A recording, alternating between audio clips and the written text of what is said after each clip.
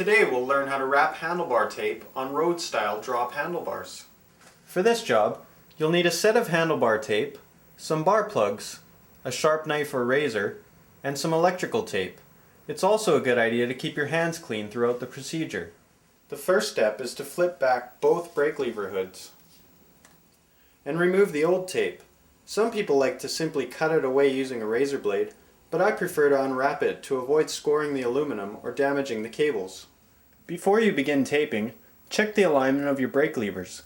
The bottom of each lever should be in line with the bottom of the handlebar, and they should also be in line with the side of your bars. Make sure the cables are securely fastened to the front side of the handlebar using electrical tape. Let's start with the right side. Your new tape should have come with 2 extra 3-inch strips.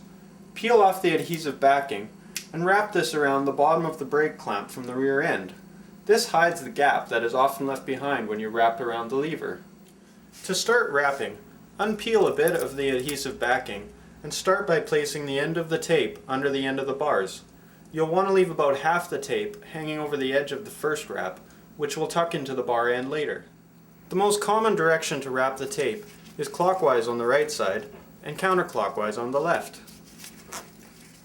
While you're wrapping, make sure each rotation overlaps itself about 1/3.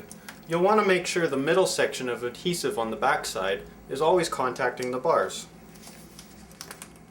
Pull on the tape evenly through the process to keep the wrap tight, but be careful not to pull too hard or the fragile tape will snap. Pull off the adhesive backing as you go, as this will help keep it from getting dirty until you're ready to apply it. When you get to the brake lever, try to make sure the top edge of the tape overlaps a bit of the bottom of the brake lever in order to avoid leaving a gap. Then pull the tape around the back end of the brake clamp and over the top. Now pull the tape around and continue wrapping the top section of the handlebar. Stop wrapping when you get to the edge of the handlebar's clamping ferrule, or about 1 inch from the stem. If you have handlebar accessories, you might want to leave some extra room for them to clamp onto. Before you finish, it's a good idea to go back and check that there are no gaps in your wrap job. Now, holding the tape in place, cut the remaining angled section of tape away using a sharp blade so that you are left with a clean cut. Then secure it with a few wraps of electrical tape. Make sure to pull the tape so that it stretches nice and evenly. I like to overlap the end of the handlebar tape a bit and completely seal it.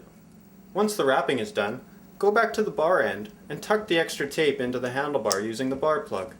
This will make it hard to fit the plug, but if you push it hard enough or use a rubber mallet to tap it gently, it should fit and leave your bar ends nice and tidy. To wrap the left side, repeat the same procedure, but remember to start wrapping the tape counterclockwise instead. The left side should end up being an exact mirror image of the right. The last step is to flip your brake hoods back to where they were.